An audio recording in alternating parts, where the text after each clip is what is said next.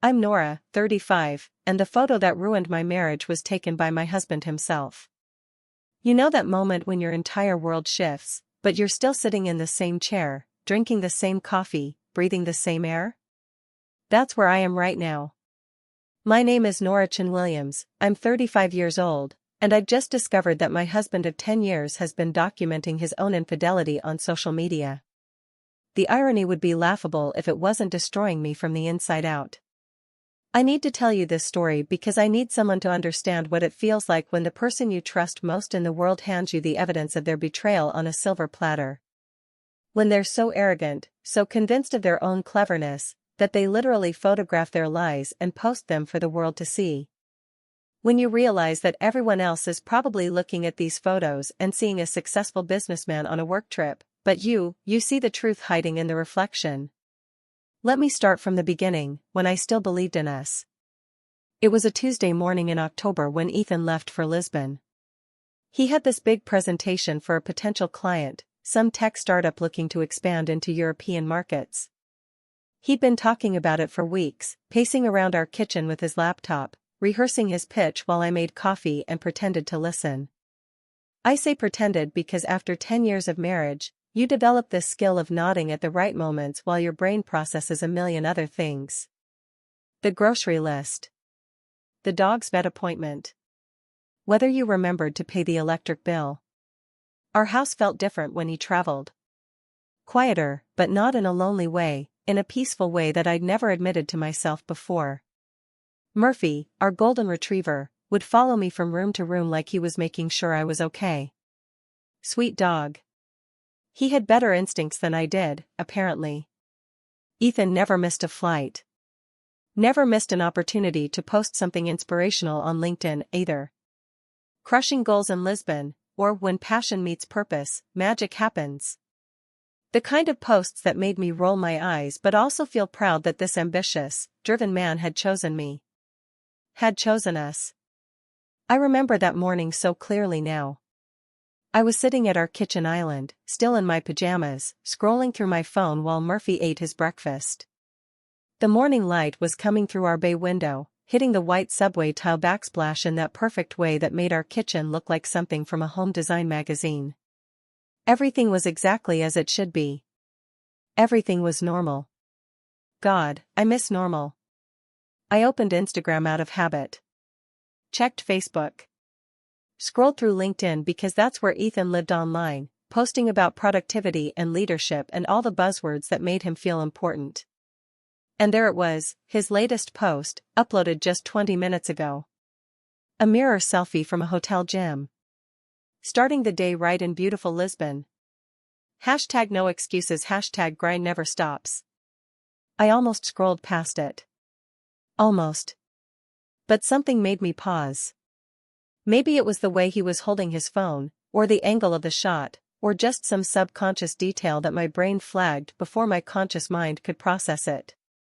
I zoomed in, like you do when you're bored and looking at photos too closely. That's when I saw it. In the mirror behind him, reflected so clearly it might as well have been highlighted with a neon arrow, was a woman's purse sitting on the treadmill beside his. Not just any purse, a custom leather bag with distinctive brass hardware and a small charm hanging from the zipper. A bag I recognized because I had gifted it to my best friend Mara for her birthday last year. A bag she never went anywhere without because she said it was the most thoughtful gift anyone had ever given her. My coffee mug hit the counter harder than I intended. Murphy looked up from his food bowl, ears perked, sensing the shift in my energy before I even understood it myself. I zoomed in further, my hands trembling slightly as I pinched the screen. There, in the reflection of the gym window behind them, 2 wine glasses sat on a small table. 2 glasses. In a hotel gym. At 8 a.m. Lisbon time. My breathing changed. It became shallow, measured, like I was trying not to hyperventilate. But here's the thing about being a data analyst, when the numbers don't add up, you don't get emotional. You get methodical. You investigate. Numbers never lie. Apparently, neither do reflections. I screenshot the photo. Then I opened my laptop and started cross-referencing. Mara had posted her own photos from her spontaneous girls' trip to Europe, photos that, when I looked at the timestamps and locations, lined up perfectly with Ethan's business itinerary. How had I not noticed before?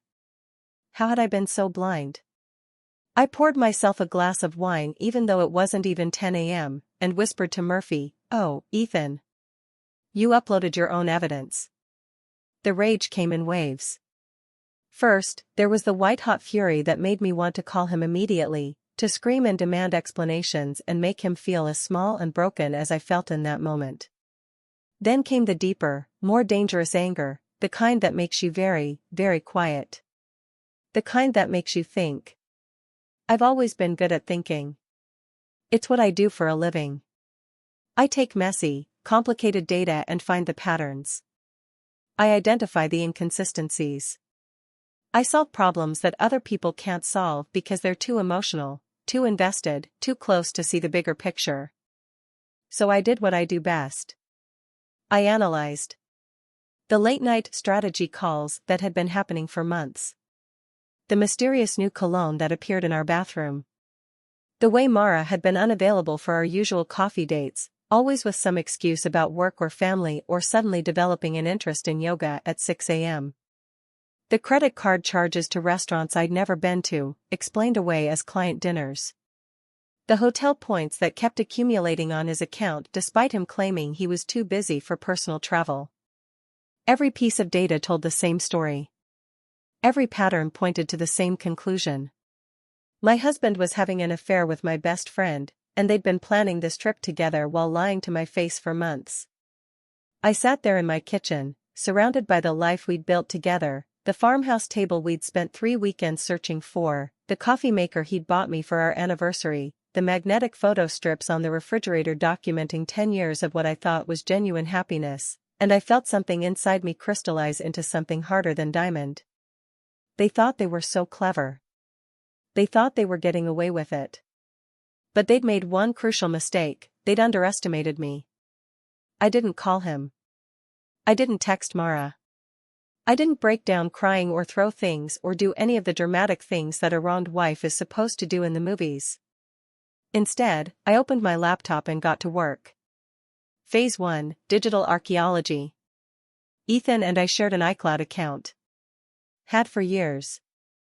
It was one of those married couple conveniences that seemed smart at the time, shared photos, shared calendars, shared everything. What he'd forgotten, in his arrogance, was that I had access to every photo he'd ever taken, including the ones he didn't post. I found them all. The real photos. The ones of him and Mara walking hand in hand through the streets of Prague 3 months ago during his conference. The intimate dinner photos from Paris during his client meeting in September. The hotel room selfies they'd taken in Barcelona, Madrid, Rome, every single business trip over the past 6 months. They'd been documenting their entire affair, keeping these photos as some kind of romantic keepsake, never thinking that the man who insisted on shared accounts might have a wife smart enough to actually look. I downloaded everything. Every photo, every location tag, every timestamp. I created a spreadsheet, because that's what you do when your world is falling apart and you need to maintain some semblance of control. Date, location, corresponding business excuse, actual itinerary based on photo evidence. The data was damning. The data was perfect. Phase 2, Financial Fortification. I'd always been the one who managed our finances. Ethan was too busy building his career to worry about mundane things like budgets and investments and retirement planning. Another thing that seemed practical at the time, another thing that was about to save my ass. I logged into our accounts, all of them. The checking account where his salary was deposited. The savings account we'd been building for our dream house. The investment portfolio I'd been carefully managing for years. The credit cards he used for his business expenses. I didn't steal anything. I want to be clear about that. I transferred my half of everything into accounts with my maiden name only. Set up alerts for any attempts to access or drain the remaining funds. Changed passwords. Locked down anything I could legally lock down. If he wanted to finance his midlife crisis with my best friend, he was going to do it with his own money. Phase 3, the social trap. This was the beautiful part.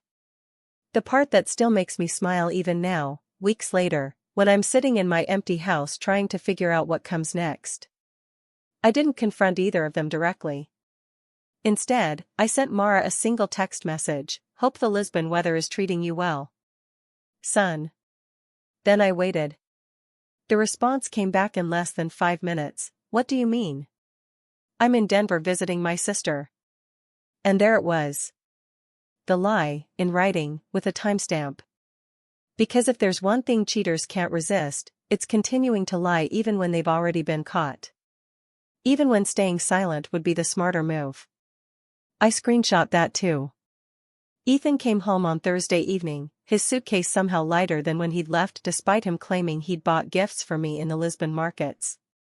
He walked through our front door with that same confident stride, that same warm smile, ready to tell me all about his successful presentation and how much he'd missed me. He found me in the kitchen, sitting exactly where I'd been when I discovered his betrayal. Calm. Composed. Waiting. "Hey, babe," he said, setting his suitcase down and moving toward me for a kiss. "God, I missed you."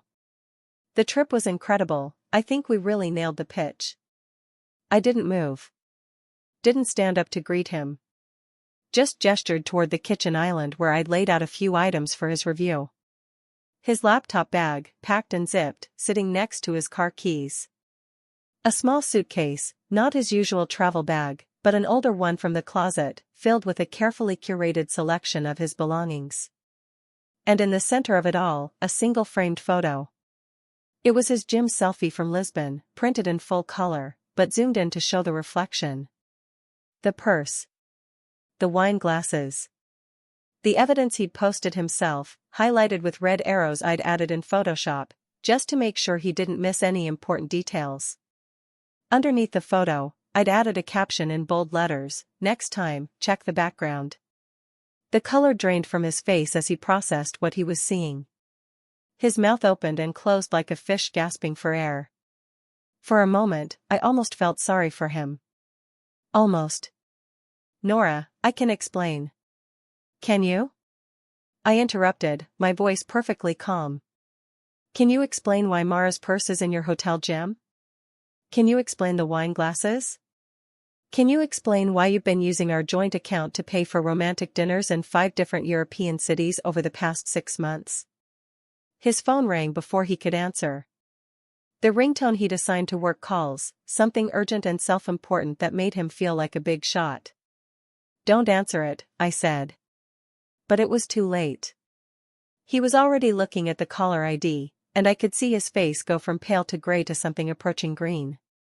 "It's HR," he whispered. "I know," I said. "They called me about an hour ago. Apparently, they've received your travel expense reports for review, along with some very interesting photographic evidence of how you've been spending company money. Turns out, most corporations frown upon employees using business trips to finance personal romantic getaways." Who knew? The thing about betrayal is that it doesn't just hurt in the moment of discovery. It rewrites your entire history.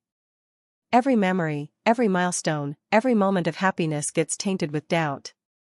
Did he mean it when he said he loved me on our wedding day? Was he thinking about other women when we were making love? Were there signs I missed, red flags I ignored, obvious clues that everyone else could see but me? As I watched Ethan's world crumble in real time, the phone call with HR, the stammering attempts at explanation, the growing realization that his job, his reputation, and his marriage were all disappearing simultaneously, I felt something I didn't expect. Relief. Not satisfaction, exactly. Not joy. But relief. Because for months, I'd been feeling like something was off. Like there was a puzzle piece missing from our life together. Like I was going crazy, seeing shadows that weren't there, imagining problems that didn't exist. Turns out I wasn't crazy. Turns out my instincts were right. Turns out that when someone you love starts acting differently, starts keeping secrets, starts building walls where there used to be open doors, it's usually because they are different. They are keeping secrets. They are building walls. The validation was almost as powerful as the betrayal was devastating. Ethan left that night. Didn't argue, didn't fight, didn't try to convince me to give him another chance. I think he knew that the evidence was too overwhelming, the planning too thorough, the execution too precise. You can't gaslight someone when they have screenshots. He took his suitcase and his laptop bag and left. Murphy watched from the living room, head tilted, probably wondering why his favorite male human was leaving without scratching behind his ears or promising to bring back treats from his trip. I never saw Ethan again after that night. All our subsequent communication went through lawyers. Mara tried to call me the next morning. Texted. Showed up at my house. I watched her through the peephole, standing on my front porch with tears streaming down her face, probably rehearsing the speech she'd planned about how sorry she was, how it just happened, how she never meant for me to find out. I didn't open the door. There's something about betrayal from a friend that cuts differently than betrayal from a spouse. With Ethan, I could tell myself that marriages sometimes fail, that people grow apart, that maybe we'd both changed in ways that made us incompatible. It hurt, but it was within the realm of normal human experience. But Mara? Mara had been my maid of honor. She'd held my hand through my mother's cancer diagnosis. She'd been the first person I called when I got my dream job, when I miscarried our first pregnancy, when I was scared and sad and celebrating and everything in between. She knew my fears, my insecurities, my deepest secrets. She knew that my biggest fear was being left, being abandoned, being made to feel like I wasn't enough. And she chose to participate in making that fear come true. That betrayal felt personal in a way that Ethan's didn't. It felt deliberate. Calculated. It felt like she'd taken everything she knew about how to hurt me most effectively and handed it to him like a roadmap. So no, I didn't open the door. I didn't take her calls. I didn't give her the opportunity to make herself feel better by apologizing. Some things can't be forgiven, and some people don't deserve the chance to try. The divorce was surprisingly straightforward. When you have photographic evidence of adultery, detailed financial records of how marital assets were used to fund the affair, and digital communications proving deliberate deception, most lawyers recommend their clients settle quickly rather than fight a battle they can't win. Ethan's lawyer tried to argue that I'd acted vindicatively by exposing his affair to his employer. My lawyer countered that I'd simply provided factual information in response to direct questions about expense report accuracy. The law, it turns out, doesn't protect you from the natural consequences of your own documented actions. I kept the house. The savings. The investments. Most of the shared assets, because most of them had been purchased with money I'd earned or managed. Ethan had been so focused on building his personal brand and climbing the corporate ladder that he'd never paid much attention to the boring details of actually building wealth. Another oversight that worked in my favor. The proceedings took 3 months. 3 months of paperwork and meetings and legal fees and the kind of bureaucratic tedium that makes you understand why some people just walk away from everything rather than fight for what's rightfully theirs. But I'm not most people. I'm a data analyst. I fight with spreadsheets and documentation and an attention to detail that makes opposing counsel want to retire early. I didn't plan to take the job at Meridian Technologies. Didn't even know they were hiring. But apparently, when you expose a competitor's employee for falsifying travel expense reports, word gets around in certain circles. Apparently, when you demonstrate that level of investigative skill and attention to detail, people take notice. The call came from their head of operations on a Tuesday afternoon in January. I was sitting in my kitchen, the same kitchen where I'd discovered the truth about my marriage, working remotely for my old company and trying to figure out what my life was supposed to look like now. Ms. Chen, the voice on the phone said, "We have a position that might interest you. It involves forensic data analysis, identifying patterns of financial irregularity, and ensuring compliance with corporate expense policies. We think you'd be perfect for it." I almost laughed. "What makes you think that?" "Well," she said, and I could hear the smile in her voice, "we're familiar with your recent work. very impressive problem-solving skills. The job was everything I'd wanted but never thought I was qualified for. Senior analyst position. Salary increase of 40%. Company car. Stock options. The kind of role that Ethan had always said I wasn't ready for whenever similar positions opened up at his company. Ethan's former company, I should say. Because Meridian Technologies had not only hired me, they'd fired him. For fraud. For misuse of company resources. For bringing the kind of negative attention that corporations spend millions trying to avoid. The poetic justice was so perfect it felt like fiction. Today marks 6 months since I discovered that photo. 6 months since my marriage ended in a hotel gym reflection. 6 months since I learned that the two people I trusted most in the world had been systematically lying to me for half a year. I'm sitting in my new office now, looking out at the city skyline through floor-to-ceiling windows that make me feel like I'm floating above all the noise and chaos of normal life. There's a photo on my desk, not of Ethan, obviously. Not of our wedding or our anniversary trips or any of the milestones that used to mark the passage of our time together.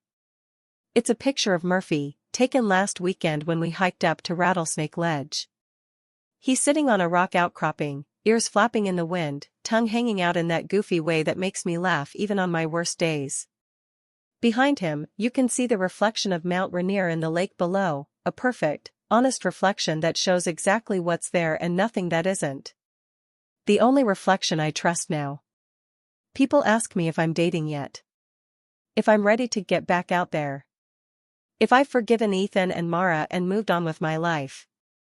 They want me to be healed, to be whole, to be the kind of inspirational divorced woman who talks about how betrayal made her stronger and how she's grateful for the experience because it led her to her true self.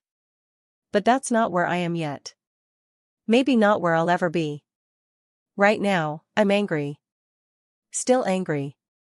The kind of deep, burning anger that lives in your chest and colors everything you see and makes you question whether you can ever really trust another human being completely. And you know what? That's okay. Because anger, it turns out, can be productive. Anger motivated me to dig deeper, to investigate further, to build an airtight case that protected my future and held them accountable for their choices. Anger gave me the energy to fight for what was mine instead of quietly accepting whatever scraps they were willing to leave behind. Anger made me realize that I'd been making myself smaller for years, dimming my own light so that Ethan could shine brighter, accepting his judgments about what I was capable of instead of trusting my own instincts about what I deserved. The woman who sat in that kitchen 6 months ago, scrolling through social media in her pajamas while her husband documented his affair for the world to see, that woman was living half a life. She was settling. She was grateful for crumbs when she deserved the whole feast. This woman, the one sitting in this corner office with the skyline view and the job she earned through her own competence and the life she built from the ashes of her marriage, this woman is not settling anymore. I've been thinking a lot about truth lately. About how we construct these narratives about our lives, these stories that help us make sense of who we are and where we're going and why things happen the way they do.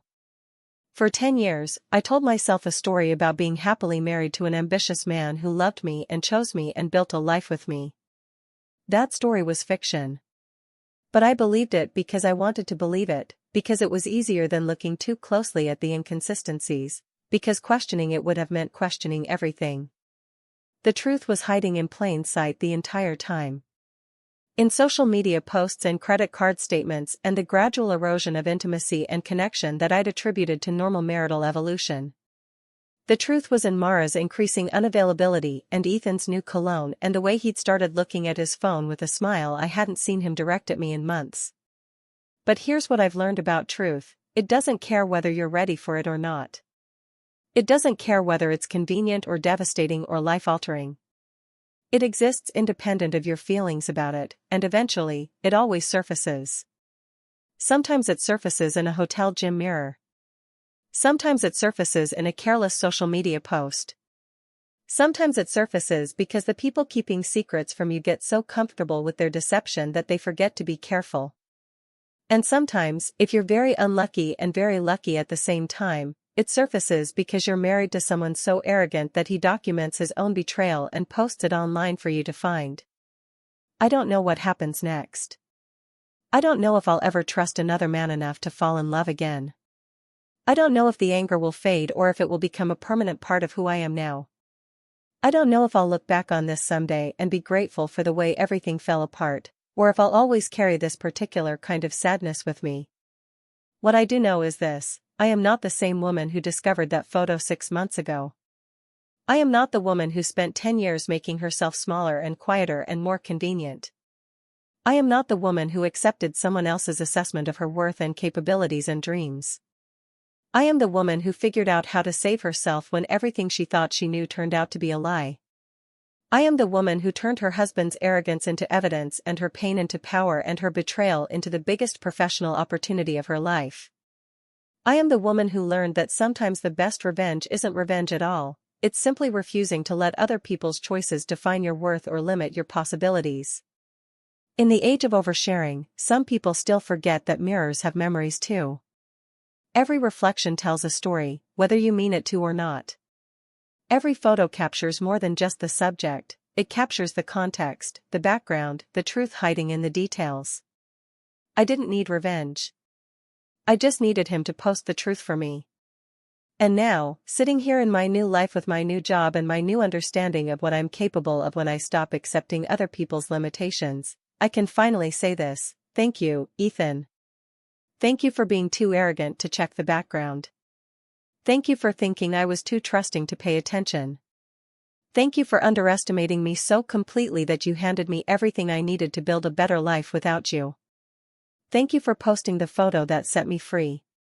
The reflection in my office window right now shows a woman I'm still getting to know. She's stronger than I expected. Smarter than I gave her credit for. More resilient than anyone predicted, including herself. She's got work to do. Cases to solve. Patterns to identify. Truth to uncover. And she's just getting started.